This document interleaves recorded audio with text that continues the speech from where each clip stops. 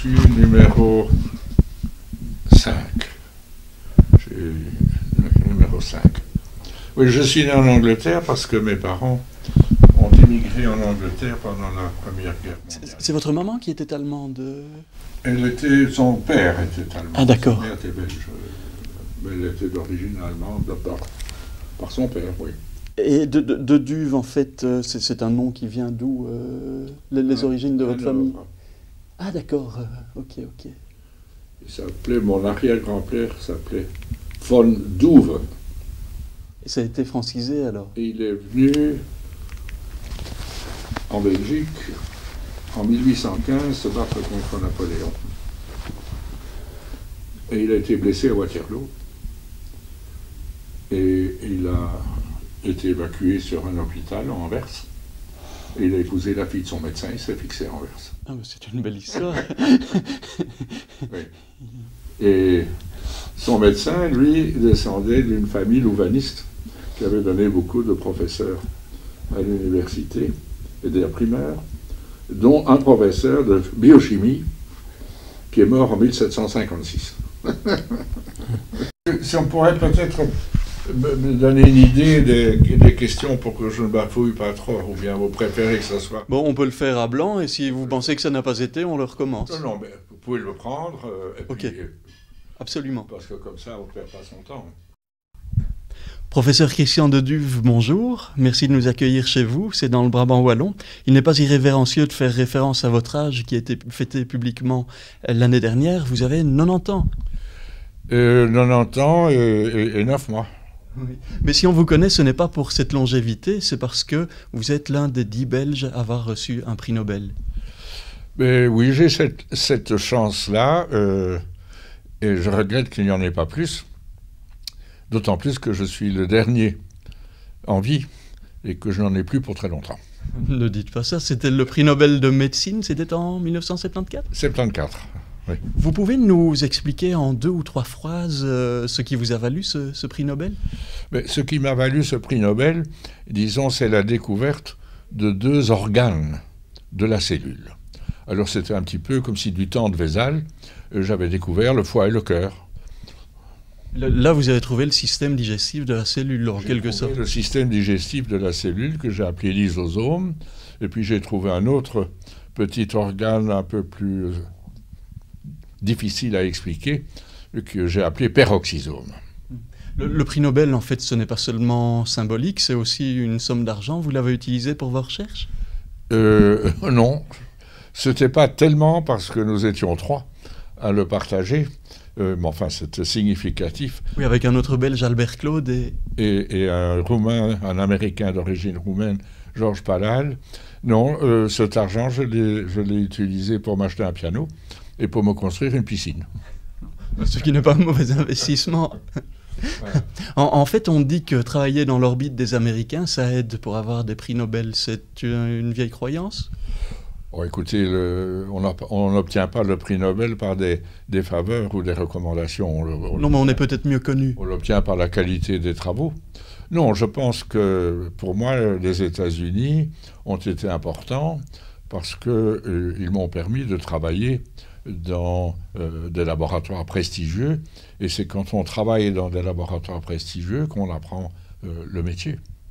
À chaque tournant institutionnel en Belgique, on vous voit monter au créneau avec des confrères pour défendre le bas de laine de la recherche. Écoutez, ça c'est tout à fait normal, n'est-ce pas ? La Belgique n'est pas au premier plan dans le domaine des subventions que l'État offre aux chercheurs, et donc ça s'est amélioré. Quand j'étais jeune, c'était bien pire. Mais donc, c'est normal que les chercheurs, c'est triste d'un certain côté, mais c'est normal qu'ils se dépensent pour trouver plus d'appui financier pour la recherche. Et alors, je dirais que quand on atteint mon âge, ou même 20 ans de moins, ça devient normal aussi de se dépenser pour les autres. Quand on est plus jeune, on cherche l'argent pour soi.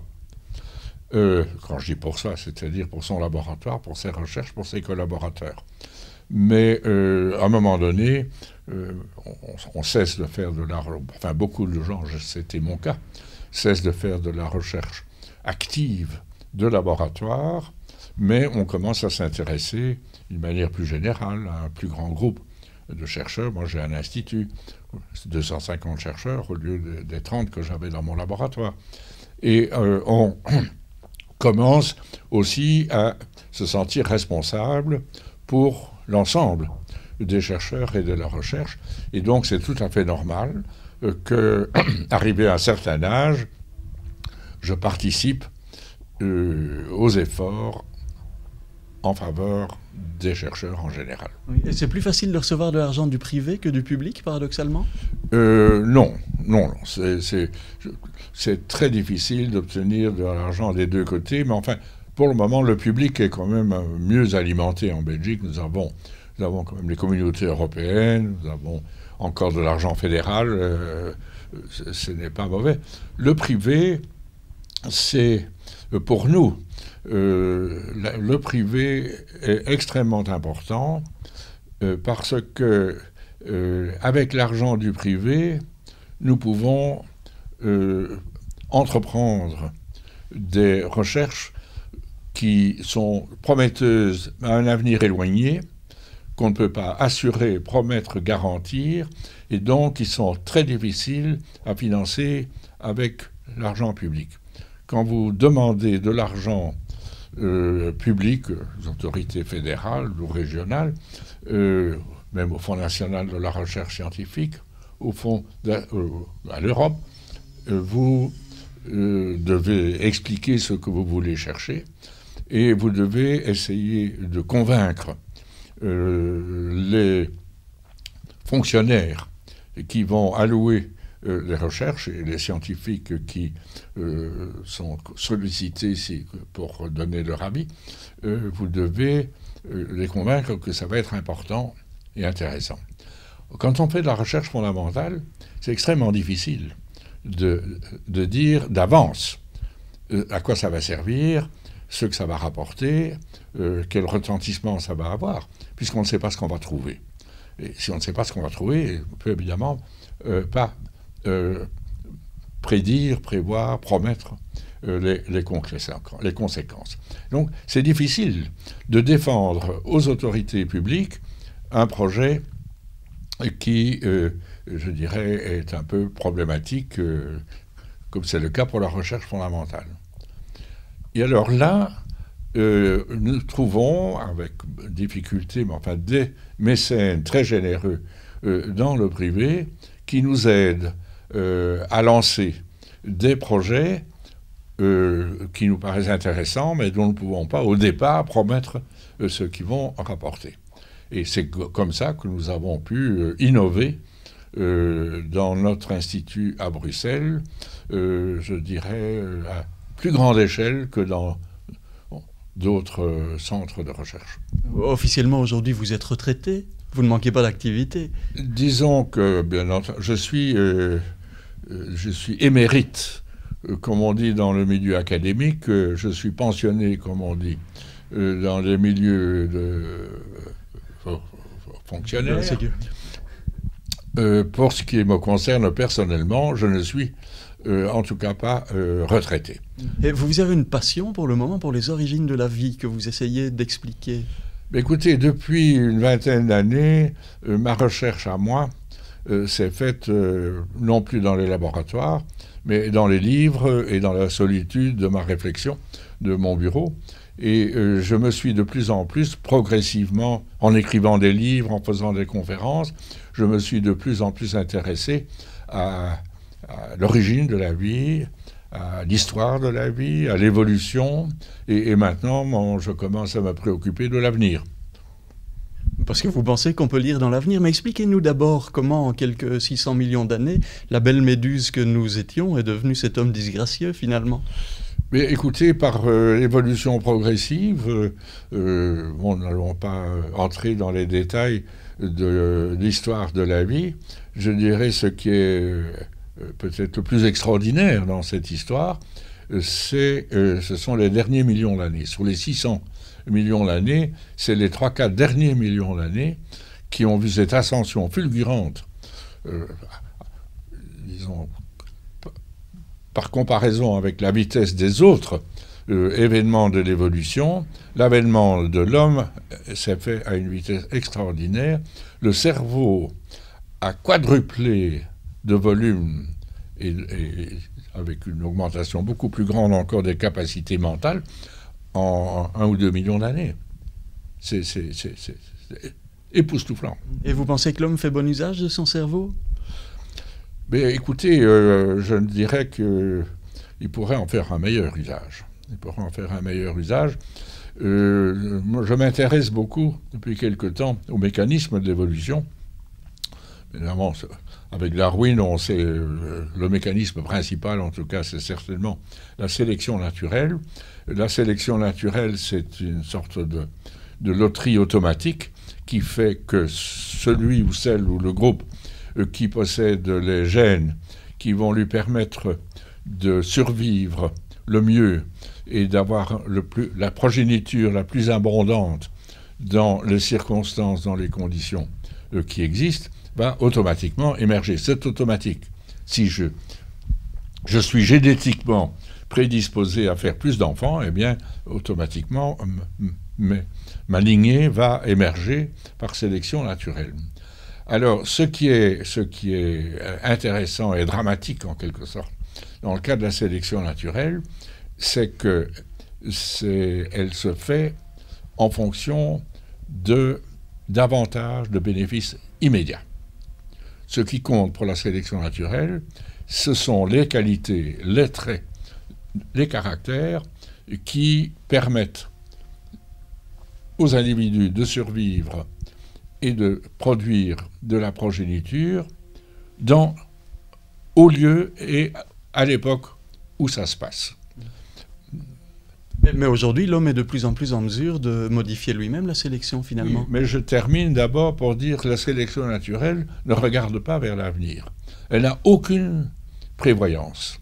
De sorte que les caractères génétiques qui sont imprimés dans notre génome humain, ce sont des caractères qui ont aidé nos ancêtres à survivre et qui nous rendent de très mauvais services aujourd'hui.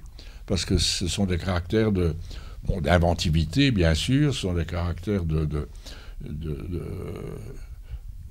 d'intelligence, de compétition, mais pas beaucoup de sagesse. Parce que la sagesse, ça c'est regarder en avant, c'est regarder vers l'avenir, c'est prévoir, c'est agir en fonction. Or, la sélection naturelle n'a pas retenu ce genre de qualité parce que ça ne servait pas à grand-chose au moment même. Alors aujourd'hui, avec le cerveau que l'évolution nous a légué, nous devons apprendre la sagesse. Apprendre à regarder l'avenir, à prévoir l'avenir. Et je n'ai pas besoin de vous dire que pour le moment, nous vivons une période de crise extrêmement grave dans l'histoire de l'humanité. Avec le risque, si on ne prend pas très rapidement des mesures drastiques, le risque d'aller vers, je dirais, l'extinction même de l'humanité et une destruction d'une bonne part du monde vivant. Mais vous êtes plutôt pessimiste alors? Je suis, disons, je suis plutôt pessimiste, oui. Vous pensez que la sagesse ne s'imposera pas suffisamment tôt? Je pense que pour le moment, le monde me donne peu de raisons de croire à la sagesse des hommes et des femmes, mais j'ai quand même un espoir mais c'est un peu tard, il y ait un éveil tardif, mais suffisant pour qu'on corrige le tir, le chemin. Et si la sagesse prévaut, à quoi ressemblera l'homme dans 200 millions d'années? Là, je ne suis pas Madame Soleil, je ne peux pas vous le dire. Je ne peux pas vous le dire. Et dans tout ce jeu de l'évolution, Dieu, vous le placez où? Mais écoutez, il est plutôt je dirais, comme spectateur. Je ne crois pas qu'il intervienne beaucoup. Vous croyez qu'il y en a un? Vous aimeriez le rencontrer? Ça, c'est une question à laquelle je préfère ne pas répondre, parce que nous faudrait 1 heure pour commencer d'abord à définir ce que vous et moi nous comprenons par le mot Dieu. Donc laissons ça de côté. Mais les hypothèses créationnistes, ça vous désespère? Ah, écoutez, elle ne me désespère pas. La nature humaine, de temps en temps, me fait un petit peu peur, ou elle me déçoit. Les créationnistes sont, je dirais... Pour résumer, c'est ceux qui pensent que Dieu a sorti Adam et Ève d'une boîte, les a mis sur terre et ainsi de suite. Mais donc, les créationnistes sont par définition ceux qui accordent leur foi, leur croyance, au récit biblique littéral. 7 jours avec... alors, il est tout à fait évident pour n'importe qui a ne fût-ce que la formation d'un élève d'école primaire dans le domaine des sciences de la nature, à l'école primaire, on peut déjà dire c'est pas vrai. C'est pas comme ça que ça s'est passé. Parce que les enfants de l'école primaire, ils savent quand même que la Lune tourne autour du Soleil, le Soleil tourne autour... la Lune autour de la Terre autour du Soleil, et ainsi de suite. Et donc, les créationnistes sont, je dirais, assez difficiles pour moi à comprendre même. Parce que parmi les créationnistes, il n'y a pas que des illettrés, des pasteurs baptistes du fin fond de l'Amérique profonde. Il y a des hommes politiques, il y a des avocats, il y a des gens cultivés. Alors comment on peut être en même temps intelligent, cultivé et croire littéralement ce qui est écrit dans la Bible? Ça me dépasse, je ne comprends pas. Un dernier message pour que demain soit un monde meilleur. Qu'est-ce que vous exhorteriez les gens à faire? Mais je dirais que j'exhorterais en tout cas les gens à essayer de se comprendre eux-mêmes.